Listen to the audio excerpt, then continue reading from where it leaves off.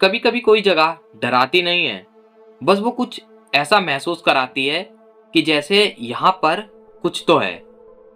ऐसे ही कानपुर में एक हॉस्टल था जिसमें थर्ड फ्लोर पर एक कमरा था, जिसमें कोई भी अगर रुकने जाता था तो वो वहां पर रह ही नहीं पाता था, क्योंकि लोग कहते थे कि यहाँ पर जो हुआ वो कोई एक एक्सीडेंट नहीं बल्कि एक सोची समझी साजिश थी। दोस्तों, अगर इस वीडियो को रात में देख रहे हो तो लाइट जरूर ऑन कर लेना, क्योंकि ये वीडियो काफी ज्यादा डरावना होने वाला है। इससे पहले मैं वीडियो शुरू करूं, आप लोग हमारे चैनल को भी सब्सक्राइब जरूर करें। तो चलिए दोस्तों, वीडियो शुरू करते हैं। ये कहानी है विकास नाम के एक लड़के की, जो कि 12th क्लास में पढ़ा करता था। विकास का एक सपना था कि वह बड़ा होके जेईई नीट की तैयारी करे। विकास उस सपने के लिए कानपुर चला जाता है, अपने लिए एक हॉस्टल में कमरा देखने के लिए।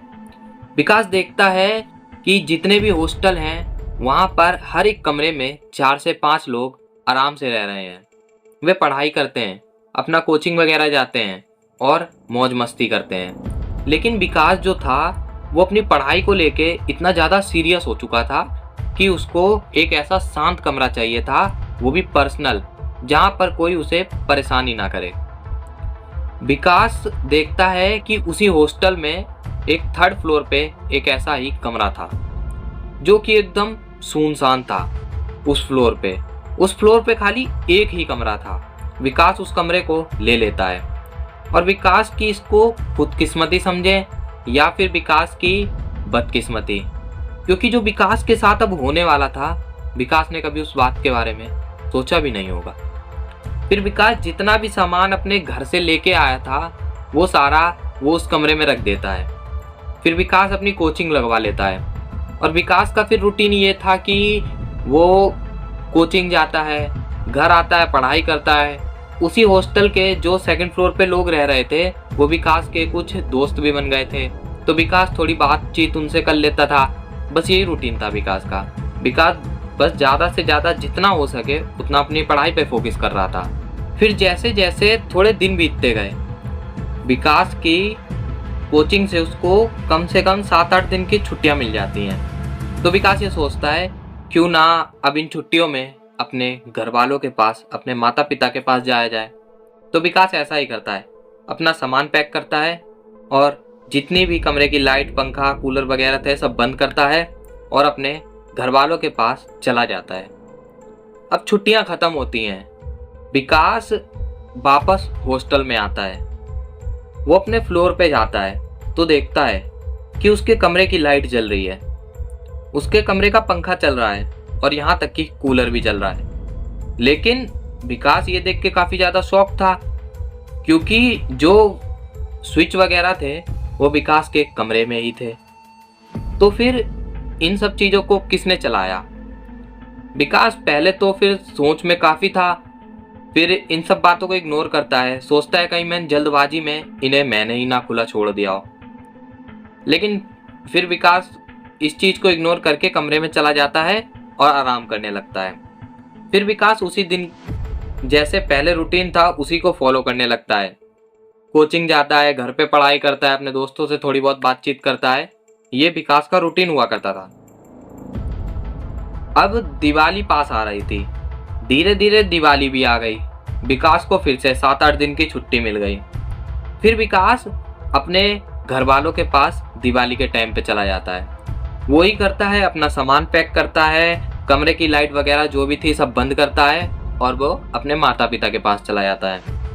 जब विकास वापस आता है उसी हॉस्टल में अपने कमरे में, तो वो देखता है कि फिर से लाइट जल रही है, कूलर चल रहा है, यहाँ तक कि पंखा भी चल रहा है। विकास काफ़ी ज़्यादा डर जाता है, क्योंकि उसे इस बार ध्यान था कि उसने लाइट भी बंद करी है, पंखा भी बंद किया है और यहाँ तक कि कूलर भी बंद किया है। फिर विकास सोचता है कहीं मेरे रूम में चोरी वगैरह तो नहीं हो गई। विकास जल्दी से अपने रूम को खोलता है और अंदर जाता है तो देखता है वहाँ पर ऐसा कुछ भी नहीं था, सब चीज़ें अपनी ही जगह पर रखी हुई थी। फिर विकास जल्दी से वार्डन को फ़ोन लगाता है, क्योंकि विकास के मन में ये आया था कहीं वार्डन के पास कोई मास्टर की वगैरह तो नहीं है, वो इस रूम को खोलते हो और इसमें चेकिंग वगैरह करते हो। वो वार्डन को फोन लगा के बोलता है, क्या यहाँ से रूम से जाने के बाद कोई चेकिंग वगैरह होती है क्या? तो वो वार्डन कहता है नहीं, क्योंकि कहता है कि मेरे कमरे की तो मैं लाइट बंद करके गया था, पंखा भी बंद करके गया था, तो ये चालू कैसे? वार्डन बोलता है तुमने तो इस कमरे में अपना ताला लगाया है, चाबी तुम्हारे पास ही है, तो हम उस कमरे में चेकिंग क्यों कर लेंगे? तुमने खुला ही छोड़ दिया होगा। ऐसा नहीं है, ऐसा नहीं हो सकता। लेकिन विकास को ये बात काफी ज्यादा हैरान करने वाली लगी।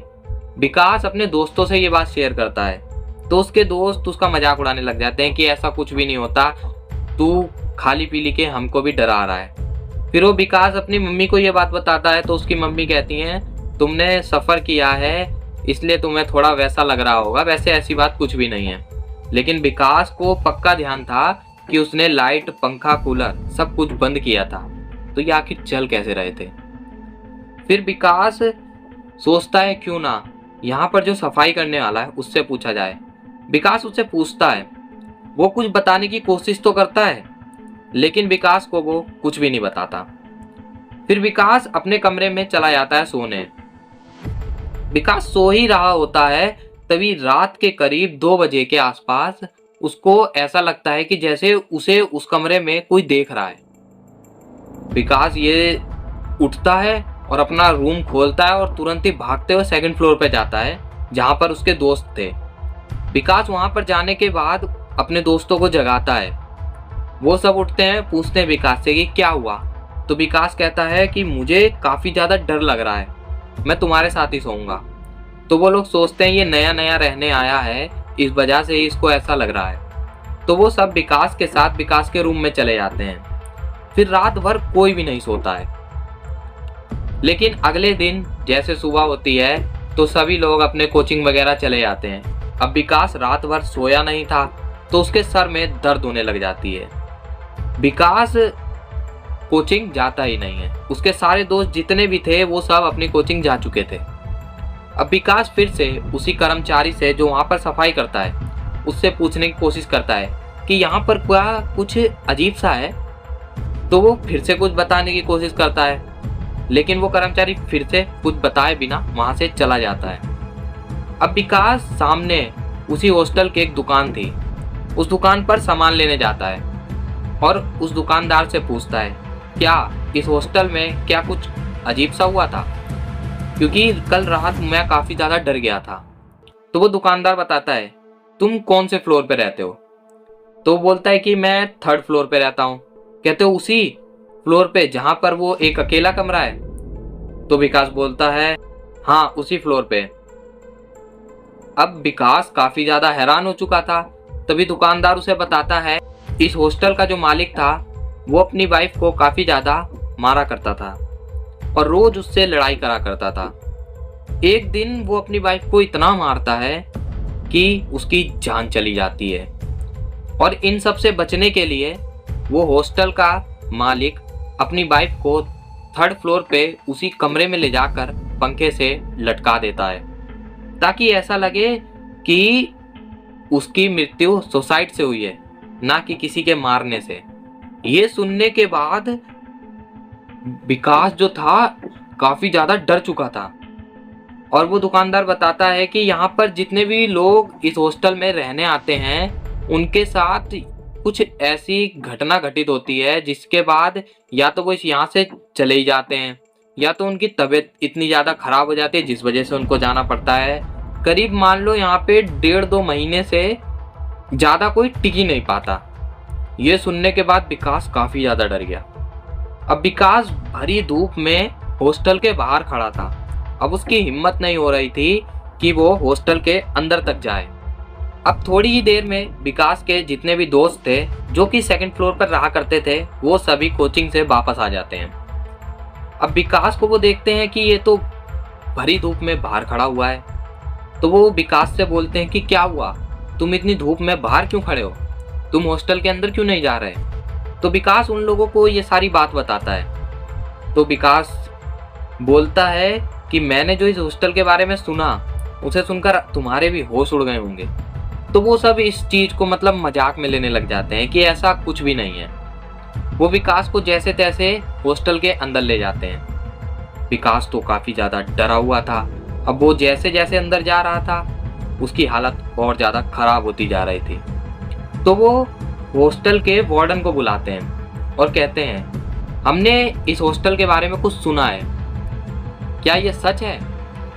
तो वो हॉस्टल का वार्डन उनसे बोलता है कि नहीं, ऐसा कुछ भी नहीं है। वो हॉस्टल के वार्डन पे जोर डालने लग जाते हैं ताकि वो कुछ बताए। तो हॉस्टल का वार्डन उन्हें बताता है कि यहाँ पर जो इस हॉस्टल का मालिक है उसने अपनी वाइफ को मार दिया था और 3rd फ्लोर पे जहाँ पर विकास रहता है उस रूम में ले जाकर पंखे से उसको लटका दिया था ताकि ये केस सुसाइड लगे। अब सभी लोग काफी ज्यादा डर चुके थे क्योंकि ये तो कोई सुसाइड केस भी नहीं था, ये तो एक मर्डर था। वो सभी लोग विकास के साथ विकास के कमरे में जाते हैं तो वहां पर एक अलमारी थी जिसमें कि ताला लगा हुआ था और वो काफी उसमें धुंध वगैरह भी जमी हुई थी। तभी जो विकास का एक दोस्त था उनमें से वो जाके उस अलमारी का ताला तोड़ देता है और वो देखता है कि उस अलमारी के अंदर एक साड़ी रखी है। ये साड़ी वही साड़ी थी जिससे उस औरत को लटकाया गया था। उस साड़ी में अभी भी खून के धब्बे लगे हुए थे। ये देखने के बाद सभी लोग काफी ज्यादा डर जाते हैं और अपना जितना भी सामान होता है सब के सब, जो विकास 3rd फ्लोर पे रह रहा था, यहाँ तक कि जो 2nd फ्लोर पे रह रहे थे उसके दोस्त, वो सभी लोग अपना सामान जल्दी जल्दी पैक करते हैं और वहां से बड़ी ही जल्दी से निकल जाते हैं और उस हॉस्टल को खाली कर देते हैं। दोस्तों, अगर आपको एक ऐसे ही हॉस्टल में कमरा मिले तो क्या आप उस हॉस्टल में रहना चाहोगे? हमें कमेंट में जरूर बताना और हमारे चैनल को भी सब्सक्राइब जरूर करना। तो इसी के साथ मिलते हैं आपसे नेक्स्ट वीडियो में।